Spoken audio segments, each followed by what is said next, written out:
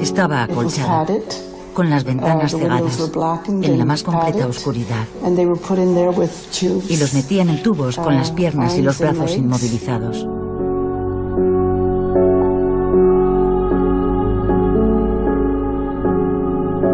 Alguien les llevaba la comida y los tenían allí durante no sé cuánto tiempo. Yo oía sus gemidos. Recuerdo que algunos intentaban huir cuando veían a los médicos. Se resistían. Si escapaban, los atrapaban y los volvían a poner bajo tratamiento contra su voluntad. Les obligaban a hacer cosas que no querían hacer. Y cuando terminaban con ellos, estaban completamente anulados, acabados. Ya no presentaban más resistencia. No eran gritos, eran llantos. Lloraban. No querían estar allí.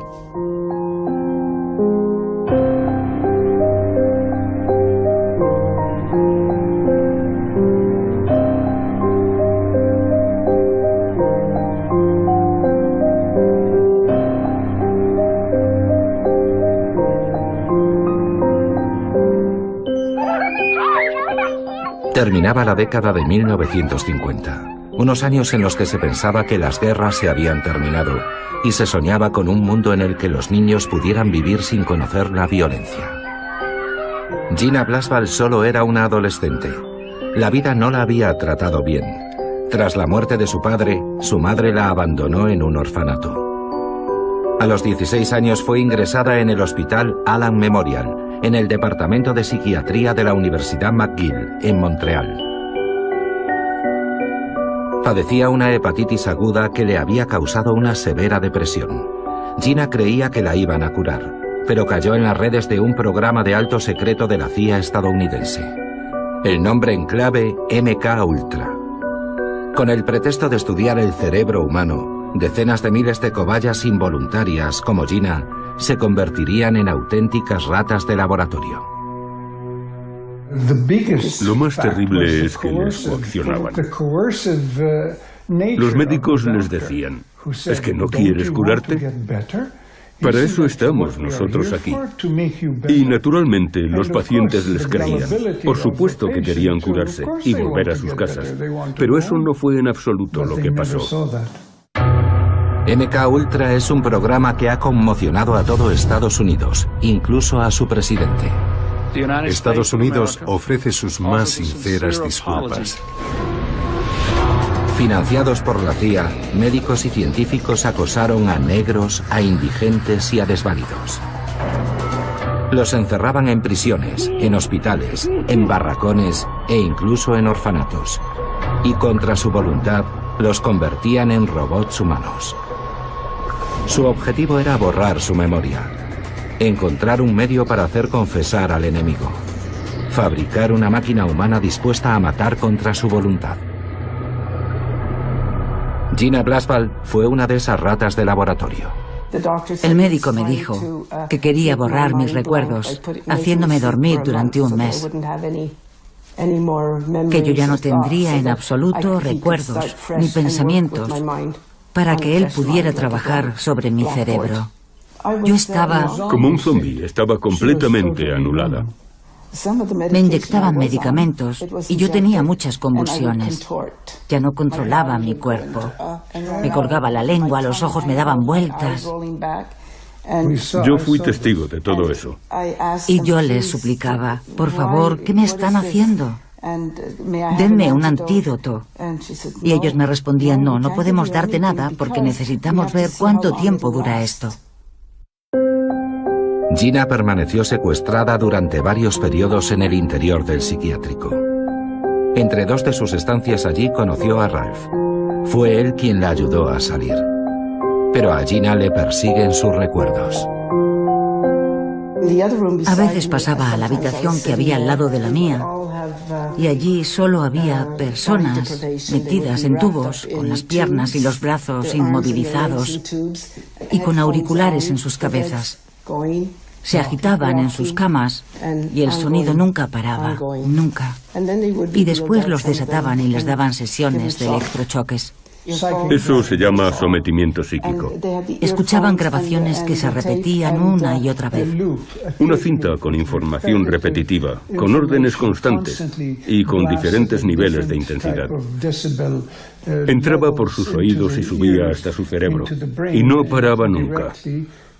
Todo el día y toda la noche sin descanso. El objetivo del experimento era lavarte el cerebro, la manipulación mental y el lavado de cerebro. ¿Cómo se pudo llegar a eso? Fin de la Segunda Guerra Mundial. Tras la ofensiva de las tropas aliadas y soviéticas, el Tercer Reich se derrumba. El mundo descubre entonces con estupor la dimensión de los horrores perpetrados en los campos de concentración. Los nazis habían realizado experimentos con millares de prisioneros. Les habían inoculado virus, los habían irradiado, torturado y desmembrado vivos. Estados Unidos se erigió rápidamente en el guardián de la buena conciencia de las naciones, imponiendo que los célebres procesos de Nuremberg tuvieran lugar cuanto antes para juzgar a los dignatarios alemanes, acusados de crímenes de guerra y de crímenes contra la humanidad. En el juicio de los médicos, que tuvo lugar a finales de 1946, 20 médicos y 3 oficiales nazis fueron procesados.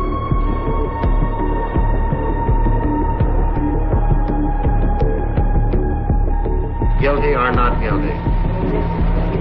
Nicht schuldig. 5 acusados fueron absueltos, 7 condenados a muerte y el resto a penas de prisión. Durante el desarrollo del proceso, Estados Unidos creó el Código de Nuremberg. Su contenido es ejemplar. En él se define el código ético que debe prevalecer en la experimentación médica con seres humanos. Pero al mismo tiempo, los estadounidenses codiciaban a los científicos y médicos alemanes y conseguían llevarlos a Estados Unidos. Justo después de la guerra, había muchos científicos alemanes expertos en bombardeos, en energía, en misiles, en cine, en medicina. Y los franceses, los ingleses, los rusos y los americanos querían llevarlos a sus países para que trabajaran a su servicio. El problema era que muchos de ellos estaban considerados criminales de guerra.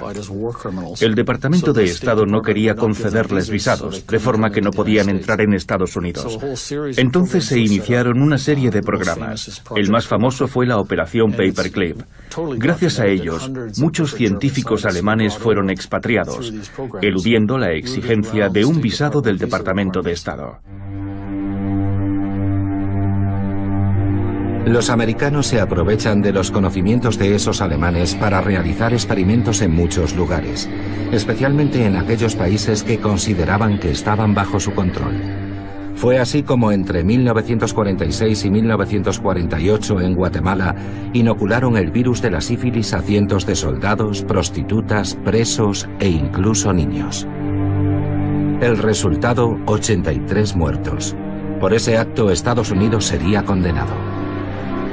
Los estadounidenses experimentan con personas desvalidas, aquellas que nunca se atreverían a protestar. En 1946 y durante 7 años, decenas de niños enfermos mentales son alimentados con cereales radiactivos en una escuela de Massachusetts.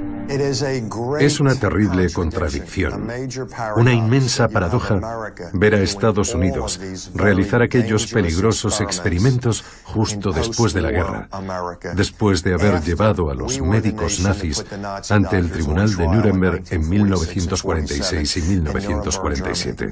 Nosotros, ni los franceses, ni los ingleses, ni los rusos, sino nosotros, los estadounidenses. Nosotros llevamos a esos 23 médicos y responsables administrativos ante un tribunal. Les sermoneamos, arengamos y les dimos lecciones sobre la forma correcta de hacer experimentos médicos. Y mientras, nuestros propios médicos inyectaban la sífilis a un montón de personas en Guatemala. Y al mismo tiempo, en hospitales de nuestro país, se inyectaba plutonio y otros elementos radiactivos a los pacientes. De forma que podría decirse que todo era una gran farsa, un gran juego de propaganda. ¿Qué importa? Los estadounidenses siempre pusieron la moral muy por detrás de los intereses de la nación. 3, 2, 1, fuego.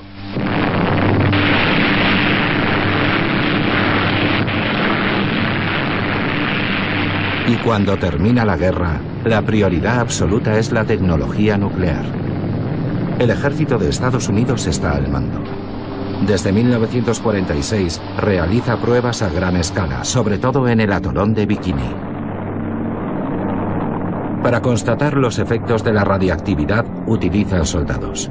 Se explosionan bombas y luego se les ordena que vayan a limpiar los daños o a apagar los incendios. Entre 250.000 y 500.000 soldados fueron irradiados en esas pruebas nucleares. Lincoln Crafts fue uno de ellos. Entonces tenía 22 años. Ese es el USS Newark. Este es el barco en el que yo prestaba servicio, el ATR-40. Lo más estúpido de todo aquello es que se suponía que nosotros teníamos que limpiar los efectos de la radiación utilizando agua que también estaba contaminada. Era lo único que había, agua irradiada.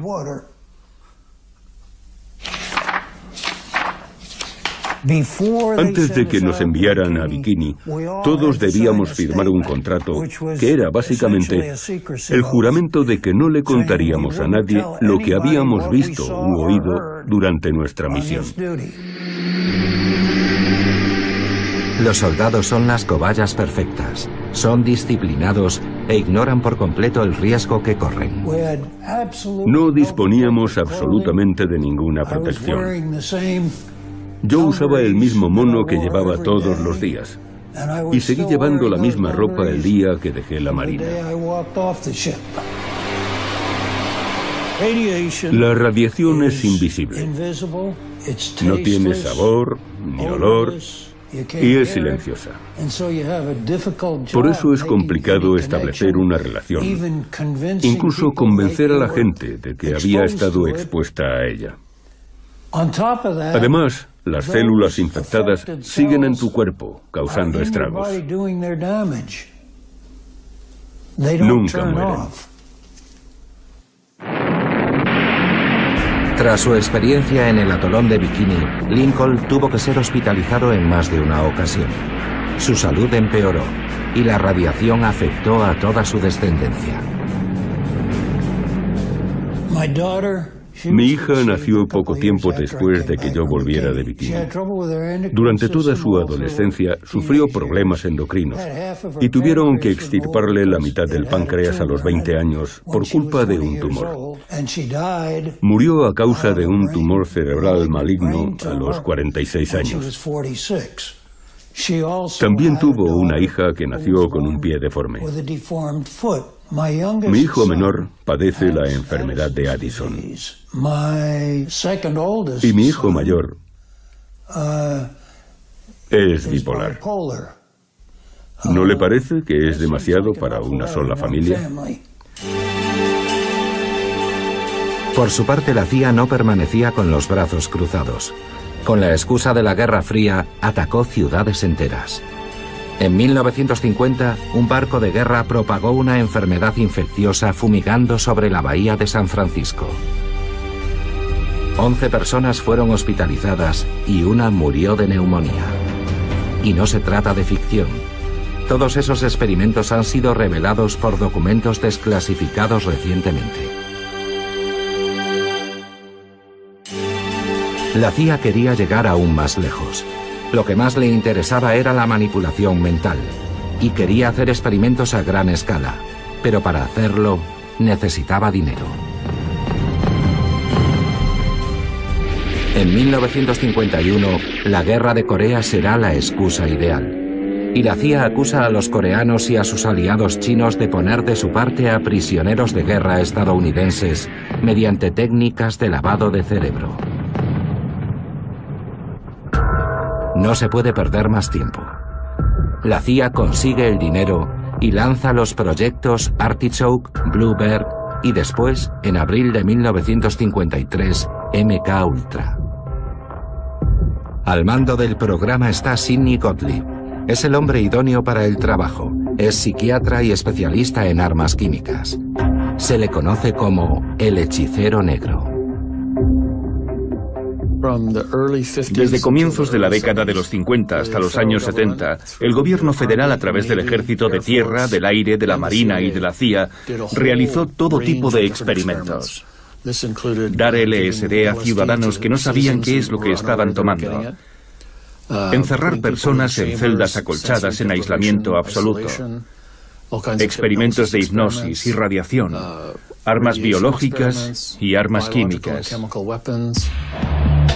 La trituradora se había puesto en marcha. La CIA y el ejército estaban tan cegados por sus objetivos que llegaron a diseminar bacterias mediante bombillas eléctricas en el metro de Nueva York en 1966. Querían calcular la velocidad de propagación en caso de guerra biológica. Tampoco esto es ficción. Los documentos sobre esos experimentos también han sido desclasificados. Esos documentos revelan también que la CIA buscaba fabricar espías programables a distancia. En los documentos de la CIA encontramos todos esos experimentos dirigidos a crear superespías. Se trataba de crear una nueva personalidad en una cobaya y de darle una misión, por ejemplo, matar a alguien, robar documentos o infiltrarse en una red de espionaje. Al terminar la misión se le reprogramaría y el sujeto no recordaría nada. La agencia estadounidense se interesa especialmente por el LSD. En los años 50 esa droga no es ilegal. La CIA recluta voluntarios dispuestos a viajar a expensas de los servicios secretos. Algunos hablaron abiertamente de su experiencia, como Ken Kesey, un escritor de éxito que creía que las drogas estimulaban la creatividad. Él probó el LSD en un experimento oficial. Salió de aquella experiencia en un estado de perturbación mental. Poco después comenzó a trabajar en un futuro bestseller que se convertiría en una película de culto. Alguien voló sobre el nido del cuco. What do you think you are, for Christ's sake? Crazy or something? Well, you're not. Gracias al apoyo involuntario de los hippies y de algunos artistas, los científicos americanos no tuvieron muchas dificultades para que se aceptaran sus experimentos con el LSD. Por otra parte, la CIA cree que es tan inofensivo que lo prueba con sus propios agentes sin que lo sepan. Pero las consecuencias serán graves. Algunos se vuelven paranoicos, como el bioquímico Frank Olson, que murió en 1953 lanzándose desde el 11º piso de un hotel neoyorquino. Otro revés tuvo lugar en 1955 en San Francisco. La CIA reclutó a George White, un agente antidrogas, para que montara 2 prostíbulos. Las prostitutas animarían discretamente las bebidas de sus clientes con dosis de LSD. Detrás de un cristal, la CIA observaba sus reacciones. A algunos les entraba el pánico, otros se volvían locos. Uno de ellos cometió un atraco mientras alucinaba y acabó en prisión. Si tomas LSD de forma voluntaria, esperando hacer un buen viaje y rodeado de amigos, suele salir bien. Pero si estás en la cárcel o en una sala de interrogatorios y empiezas a alucinar sin saber siquiera que estás bajo los efectos del ácido, seguramente tendrás un mal viaje. Los científicos intentaron demostrar que tener un mal viaje no era tan dramático. En este experimento, filmado en 1955, le piden a un artista que beba una dosis de LSD. Vamos a comenzar este experimento. ¿A qué sabe? A nada. ¿Qué color tiene? No tiene. ¿Puede decirme cómo se llama? William Alark. Después le piden que dibuje los rasgos de un ser humano antes de que sienta los primeros efectos. Tenemos la suerte de contar con un artista que sabe dibujar. Y le someten a una batería de pruebas. Pocas horas después, el artista debe volver a dibujar un retrato. Pero no lo consigue. Y poco a poco, bajo la mirada del psiquiatra, cae en un estado de esquizofrenia. Está volviendo a emocionarse. Mire la imagen. Mírela. Mírela y concéntrese en las cejas. Es donde estaba. Ahora mire las dos imágenes y compárelas. Los ojos, por ejemplo, me parecen iguales. Estas imágenes de propaganda sugerían que los experimentos estaban supervisados y que no eran peligrosos. Pero la realidad era menos presentable. El LSD fue seleccionado porque todo el mundo lo conocía, pero durante una comisión del Senado de los años 70, el alto mando del ejército hizo pública una lista de 125 productos utilizados en el marco de sus experimentos sobre el control mental. Y a eso hay que sumar los de la Marina, el Ejército del Aire y la CIA. La CIA y el ejército competían en sus demenciales prácticas. El ejército también realizaba experimentos a gran escala, sobre todo en el arsenal de Edgewood, donde se probaban armas químicas con la inestimable ayuda de algunos científicos del Tercer Reich. Pero también se experimentaba con drogas que afectaban a la conducta. Ese departamento estaba dirigido por un psiquiatra militar, James Ketchum. Allí experimentó con más de una treintena de productos tóxicos. Ketchum se interesó por el LSD, pero sobre todo por el bencilato o BZ, una droga mucho más potente que el LSD. ¿Cuál era el objetivo de sus investigaciones? Intentábamos encontrar una droga. El bencilato fue nuestra primera elección, que pudiera utilizarse en tiempos de guerra para neutralizar temporalmente al enemigo. De hecho, se consiguió, y se fabricaron algunas pequeñas bombas que podían usarse sobre el terreno. Las bombas llevaban bencilato y podían explotar sobre el campo de batalla. No eran armas de destrucción masiva, estaban destinadas a ser usadas en un lugar determinado que podía ser rodeado y controlado, pero no invadido, sin arriesgarnos a sufrir muchas bajas en nuestro bando. Para sus experimentos, James Ketchum utilizaba soldados. No menos de 7.000 hicieron de cobayas para los laboratorios Edgewood. Ketchum afirma que todos eran voluntarios, pero varias decenas de soldados siguen pleiteando contra el ejército hoy en día por los efectos secundarios que ellos atribuyen a esas drogas. Imputado, el psiquiatra militar considera absurdas esas acusaciones. Claro que no era tortura. No podía serlo. Los manteníamos en celdas acolchadas, con enfermeras y ayudantes.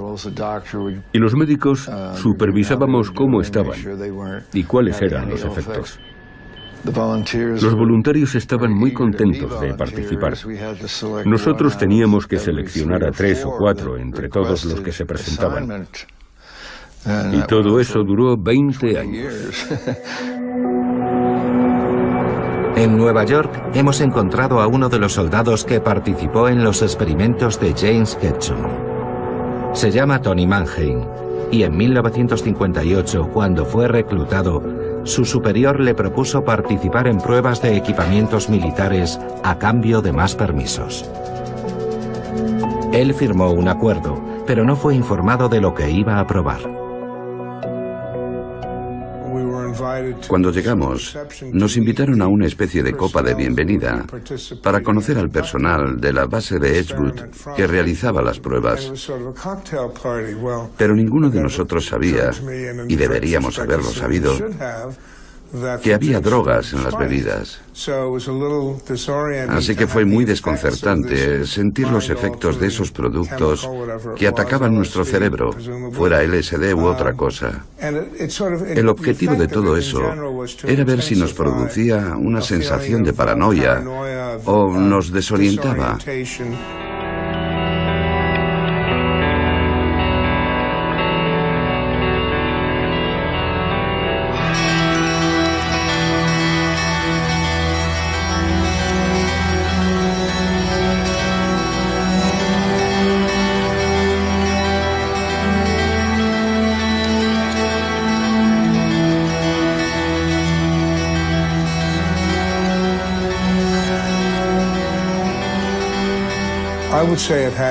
Yo diría que después de esa experiencia, todo aquello tuvo efectos psicológicos muy negativos y de una duración considerable.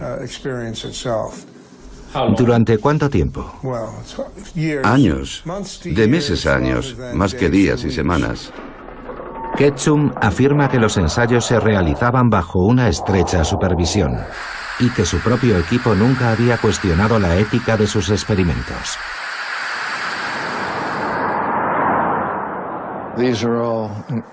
Todos habían estudiado en las mejores universidades, como las de Yale, Columbia, Stanford y muchas otras. Y todos habían preferido investigar durante sus 2 años de servicio. Estaban destinados en el arsenal de Edgewood y en todos los casos, salvo una excepción, estuvieron de acuerdo en llevar a cabo el mismo tipo de ensayos que yo hacía y que les pedía que hicieran. Ketchum se defiende invocando el apoyo de sus colegas, lo cual resulta más inquietante que tranquilizador. Y él no puede ignorar que mientras experimentaba sus drogas con miles de soldados, el ejército se interesaba por otras sustancias aún más destructoras. Sustancias que no se atrevieron a ensayar con sus propios soldados. Eran sustancias tan potentes que solo se podían probar en un lugar aislado, cerrado y vigilado. Las prisiones eran el lugar perfecto. Fue Allen Honblum quien denunciaría al sistema. En aquella época él trabajaba para el sistema penitenciario que le había destinado a la prisión de Holmesburg, en Pensilvania. Cuando llegué a la prisión de Holmesburg, me impresionó ver a decenas de presos con el torso desnudo y con el cuerpo cubierto de vendajes y apósitos. No podía creer que fuera a trabajar en un entorno tan violento. Todos los presos parecían haber participado en una pelea con navajas, como si hubiera habido una guerra de bandas en la prisión. Al día siguiente les pregunté a los guardias qué había pasado y si la prisión era realmente un sitio tan peligroso. Ellos se rieron de mí y me contestaron: señor Honblum, no es una guerra de bandas. Son ensayos de perfumes para la Universidad de Pensilvania. En Holmesburg, al igual que en una veintena de centros penitenciarios de todo el país, la CIA o el ejército convertían a los presos en ratas de laboratorio.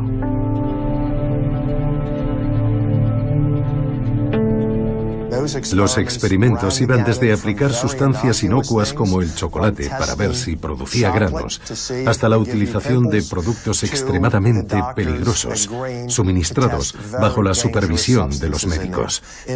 Los presos ignoraban que les estaban inyectando isótopos radiactivos para los experimentos de la empresa química Dell, y es el único caso en el mundo que yo conozca en el que se aplicó dioxina a humanos en la cara y en la espalda. Desde 1963 hasta comienzos de los años 70, el ejército experimentó con una gran cantidad de armas para la guerra química. Entre 1951 y 1974, Holmesburg fue quizá el mayor laboratorio de experimentación con humanos en Estados Unidos. Los 1.400 reclusos de la prisión eran una presa fácil, pobres y sin educación. Por $1 al día estaban dispuestos prácticamente a todo. Eso era lo que cobraba Youssef por participar en 3 series de experimentos. Encarcelado en 1961 por vender marihuana, creía que estaba probando productos inofensivos. Había 2 tipos de ensayos para productos dietéticos. Uno consistía en beber una especie de batido. Para el otro tenías que ir al baño todos los días, beber leche, comer huevos crudos y tomar 6 pastillas 3 veces al día. Después de tomarlo, sentí que iba a explotar debido al reflujo y a los gases. Y cuando intenté ir al baño, sentí como si mi recto se hubiese dado la vuelta, como si tuviera un montón de hemorroides. Entonces fui a ver al médico, que me dijo: Dios mío, esto es terrible. Le dije: ¿puede recetarme algo? Y él me respondió: no, necesitas cirugía.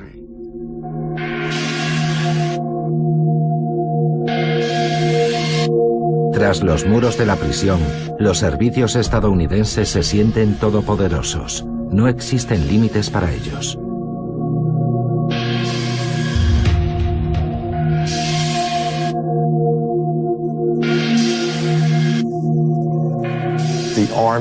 El ejército trajo 3 contenedores de hierro.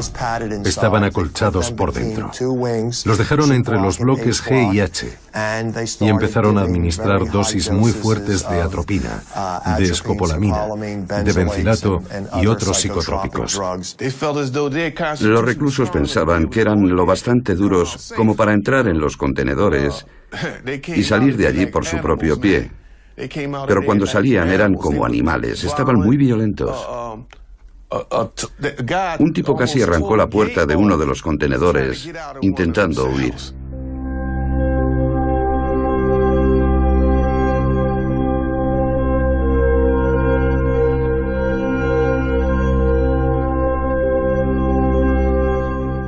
La gente salía con problemas mentales de esos ensayos. Sobre todo de las pruebas con LSD y con los alucinógenos que la CIA y el Pentágono nos metía en el organismo en esas celdas acolchadas. Nos los inyectaban, los mezclaban con nuestra comida o nos los daban en pastillas. ¿Y qué nos ha quedado? Problemas mentales, locura. Joseph salió de prisión con el organismo destrozado. Los médicos lo declararon parcialmente inválido. Cuando salí de prisión, pensaba que estaba bien. Y enseguida, todo lo que había probado empezó a atormentarme de nuevo, en especial los sarpullidos producidos por el primer ensayo. Tenía las manos y los pies hinchados como pelotas. Las uñas me crecían como garras. Y mi cuerpo apestaba, olía como un cadáver.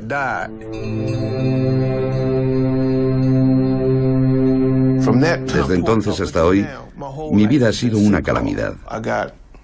Tengo el hígado dañado, problemas genitales permanentes, y ya no sé qué le pasa a mis manos.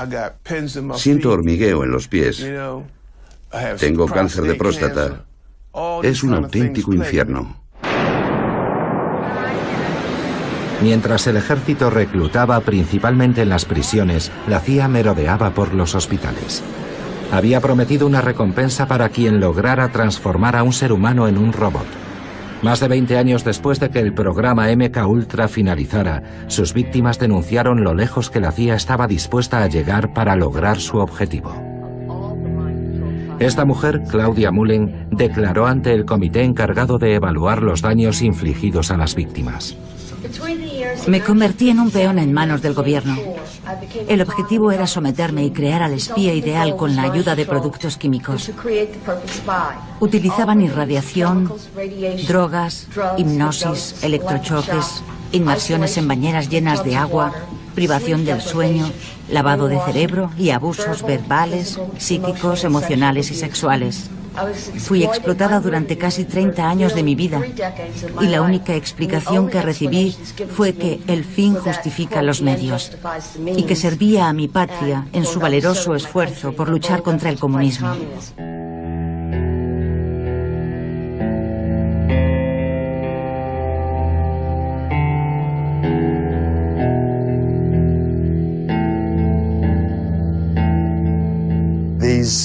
Los grupos más vulnerables eran utilizados como ratas de laboratorio. Abusaban de ellos, les inyectaban lo que querían, sobrepasaron todos los límites. Lo que pasó en Estados Unidos nunca debería haber pasado. Si hubieran hecho lo mismo en la Alemania nazi, los habríamos denunciado y les habrían declarado culpables. Pero todo eso no ocurrió allí, ocurrió aquí.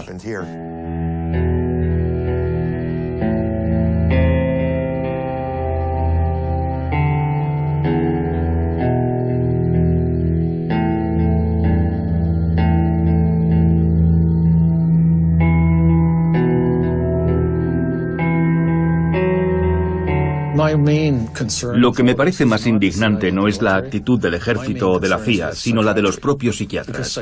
Porque ellos, junto con los científicos y los cirujanos, participaban en todo eso. Y la CIA no habría podido hacerlo sin su participación. Las más altas instancias de la psiquiatría hicieron todo lo posible para que no saliese a la luz. Y no se trataba de un par de psiquiatras desconocidos, sino de los principales nombres de la psiquiatría. Y en ese escenario, un hombre destacó sobre todos los demás, Ewen Cameron, un psiquiatra escocés que fue elegido presidente de la respetada Asociación Mundial de Psiquiatría. Él mismo fue el responsable de la evaluación de los médicos alemanes juzgados durante el proceso de Nuremberg. Ewen Cameron fue reclutado por la CIA en 1957 y desde entonces se sintió investido de un poder absoluto. Todos los pacientes le tenían miedo. Ninguno de nosotros queríamos tener contacto personal con él. Era un hombre extraño.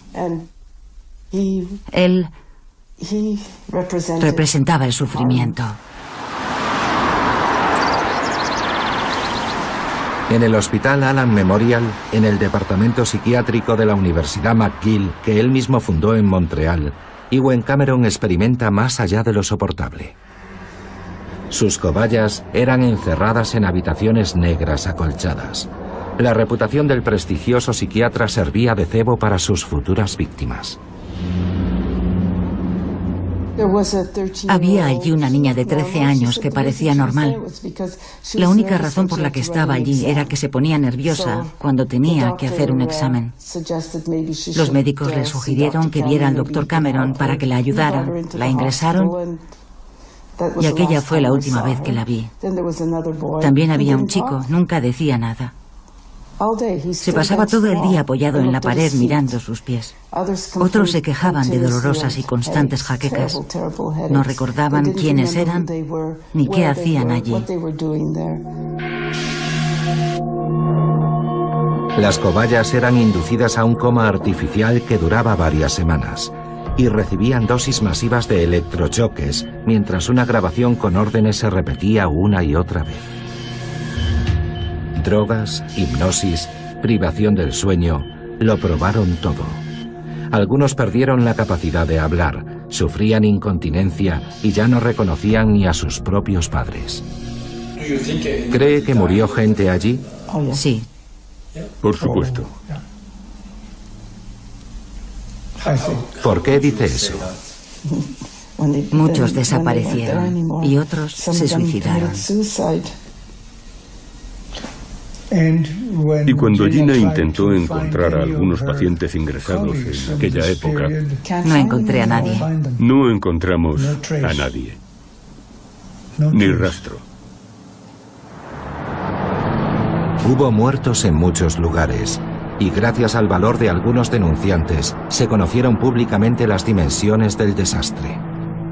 En 1972, Martha Stevens era profesora de inglés en la Universidad de Cincinnati. Ella descubrió que el departamento de medicina de la universidad irradiaba masivamente todo el cuerpo a pacientes que llegaban con tumores benignos. Martha comenzó a investigar. Descubrió que el ejército financiaba el programa y se puso en contacto con los enfermos. Esta es una fotografía de una familia que perdió a su madre, Maud Jacobs, en cuestión de pocos días. La llevaron al sótano, la colocaron delante de una máquina espantosa y le irradiaron todo el cuerpo en una sola sesión. Volvió a su casa, pero por la noche se sintió muy enferma. Ella no estaba enferma antes de que la sometiesen a esas prácticas.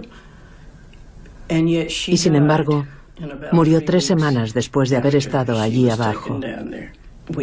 Tenemos sus análisis de sangre y sabemos que murió de neumonía a causa de los efectos sobre su médula espinal. Ellos son sus hijos y esta es Maud Jacobs, una mujer de Kentucky que vivía en Cincinnati. Ellos buscaban gente negra, ancianos, enfermos, pobres. El 60% de las 90 personas irradiadas eran negras, en una época en la que solo el 30% de la población de la ciudad era negra. Los afroamericanos no tenían ningún otro sitio al que ir. En los años 60, la mayor parte de los hospitales los rechazaban.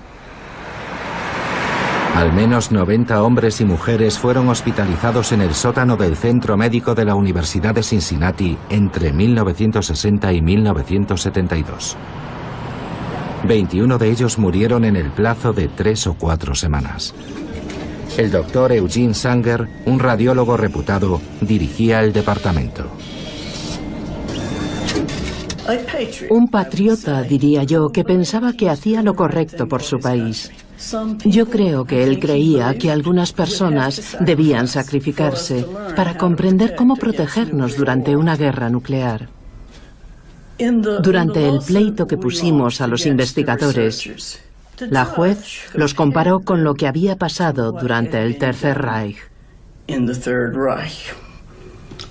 Dijo, para justificar las vidas que arrebataron, se escudan en las mismas excusas que las que usaron los médicos en Nuremberg. Ellos decían que para defender a su patria tuvieron que hacer lo que hicieron. Y ustedes, médicos, dicen exactamente lo mismo. Eugene Sanger está muerto, pero su brazo derecho, el profesor Silverstein, aún sigue ejerciendo. Se niega a conceder entrevistas, pero esto fue lo que nos contestó por correo electrónico cuando le preguntamos por sus experimentos.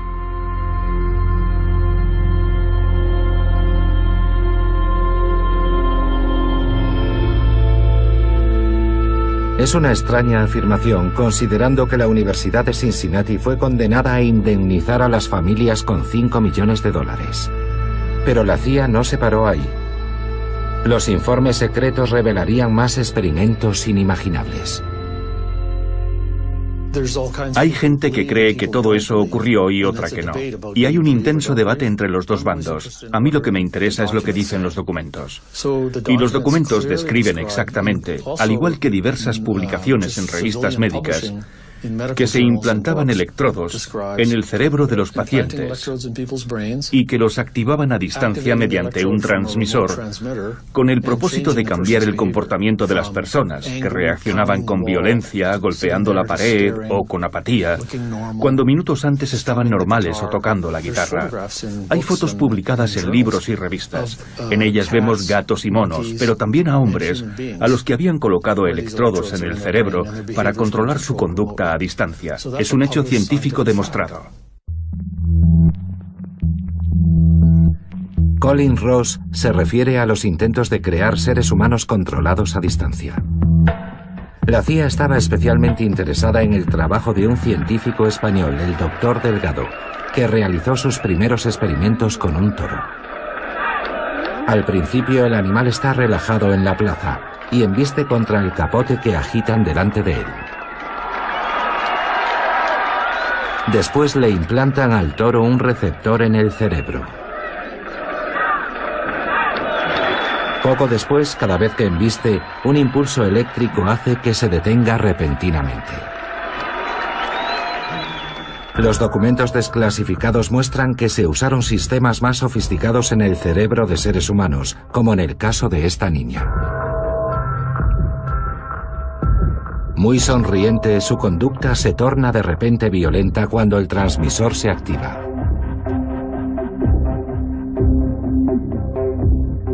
Pocas veces se había alcanzado semejante grado de crueldad.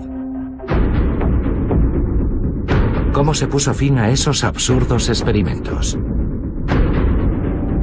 Las cosas se precipitaron a comienzos de los años 70. En 1972, el escándalo del Watergate siembra el pánico en la CIA. La agencia había destrozado todos los códigos éticos y su director, Richard Helms, no había informado al presidente de lo que se tramaba en sus laboratorios. En 1973, Helms ordenó la destrucción de todos los documentos relativos al programa MK Ultra y también que se pusiera fin a los experimentos. dimitió inmediatamente después. En 1974, el presidente Gerald Ford juró su cargo. Quería saber todo lo que estaba pasando y se centró especialmente en la CIA. En 1975 puso en marcha la primera comisión de investigación. Pero todo se complica cuando los responsables de la agencia llamados a declarar, como el Dr. Lasbrook, mienten, evitan las preguntas o minimizan los hechos. Habíamos oído decir que se podían conseguir grandes cosas gracias a la hipnosis. En uno de nuestros proyectos teníamos un hipnotizador que hacía experimentos para intentar definir los límites de la hipnosis. ¿Era posible obligar a alguien a hacer cosas que no quería hacer mediante la hipnosis? Como sucede a menudo, la fortaleza comenzó a resquebrajarse por dentro. Un archivero encontró muchas cajas olvidadas por el director de la CIA y las entregó a la comisión de investigación. Parte de ese millar de documentos son ahora públicos. Colin Ross ha tenido acceso a esas 20.000 páginas. Bien, aquí tenemos el proyecto 14 del programa MK Ultra.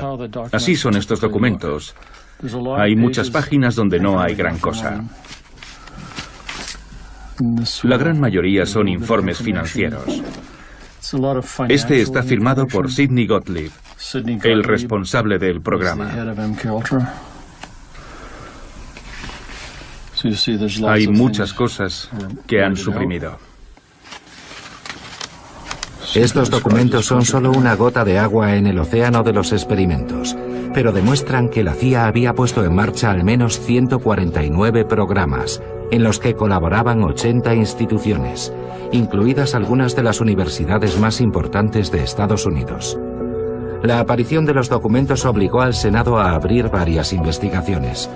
Fue así como se descubrió la extensión de los tentáculos de la CIA, infiltrada en toda la maquinaria del poder. ¿Financia la CIA a muchas personas que trabajan en el seno de grandes periódicos nacionales? Tenemos personas que escriben para periódicos nacionales. ¿Financia la CIA a personas que trabajan para las televisiones nacionales?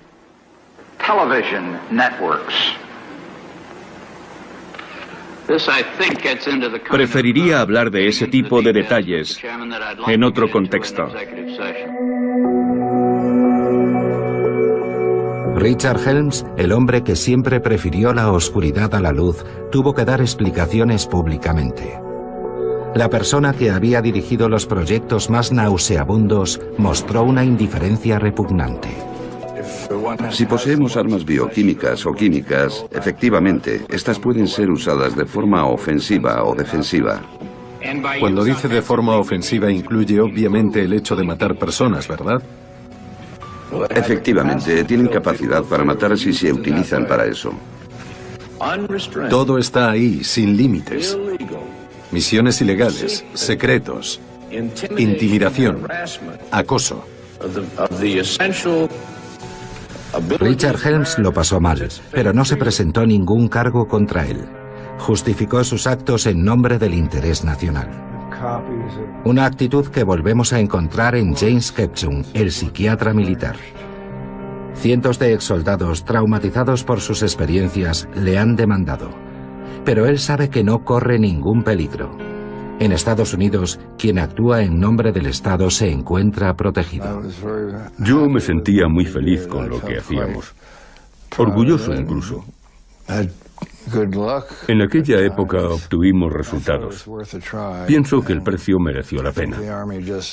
Pero el ejército decidió repentinamente alejarse de algo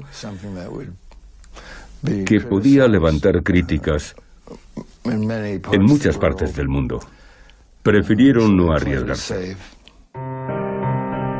La negativa a aceptar responsabilidades por parte de James Kepchum y muchos otros científicos no ha conseguido desalentar a las víctimas más militantes. El 3 de octubre de 1995, el presidente Clinton, harto de esa historia, pide disculpas públicamente.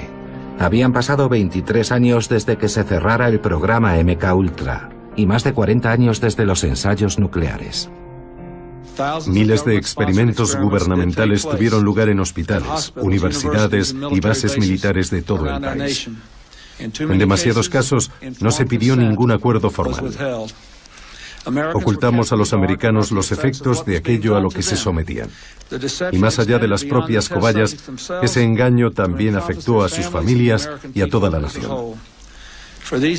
Los experimentos se mantuvieron en secreto y fueron ocultados no por razones de seguridad, sino por temor a un escándalo. Y eso estuvo mal.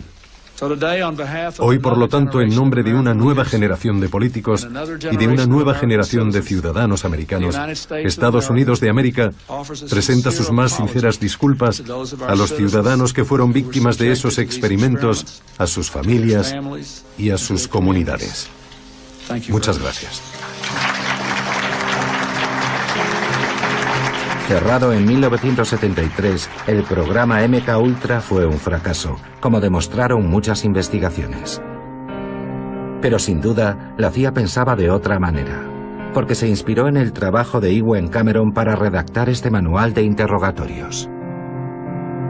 El manual siguió vigente durante muchos años, y las imágenes que vemos no dejan ninguna duda sobre el hecho de que la CIA lo utilizó como libro de referencia en Guantánamo y en Abu Ghraib.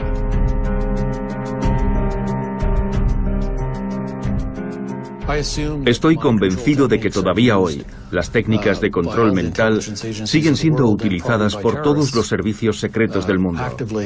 Y sin duda, también por los terroristas. ¿Por qué lo creo? Solo hay que mirar las fotos que se hicieron en Guantánamo y en la prisión de Abu Ghraib. Ahí aparecen todos los ingredientes de la manipulación mental diseñados por la CIA en los años 50. Por ejemplo, sabemos que el interrogatorio ofensivo, término de moda en Inglaterra y Estados Unidos, no es más que un lavado de cerebro. Son las mismas técnicas: descargas eléctricas, posturas incómodas, humillaciones sexuales o culturales, privación del sueño o del alimento, perros de presa, amenazas de muerte, técnicas del policía bueno y el policía malo. Todo eso es manipulación mental. Sería ingenuo creer que las cosas han cambiado, porque en 2014 la historia volvía a repetirse. 19 años después de Bill Clinton, Barack Obama, desbordado por las revelaciones sobre las torturas perpetradas por la CIA, tiene que dar explicaciones. Antes de asumir mi cargo, dije claramente que tras el 11 de septiembre habíamos hecho cosas que no deberíamos haber hecho. Hemos hecho muchas cosas que eran justas, pero hemos torturado a personas. Disculpas públicas que solo tienen un valor simbólico para Gina y Ralph Blasman. Solo un pequeño número de víctimas del proyecto MKUltra han tenido el valor de llevar sus denuncias ante los tribunales. Los juicios son largos y la CIA se resiste a abrir sus archivos. Traumatizada y exhausta por su experiencia, Gina ha renunciado a intentar que se haga justicia por aquello que tuvo que sufrir.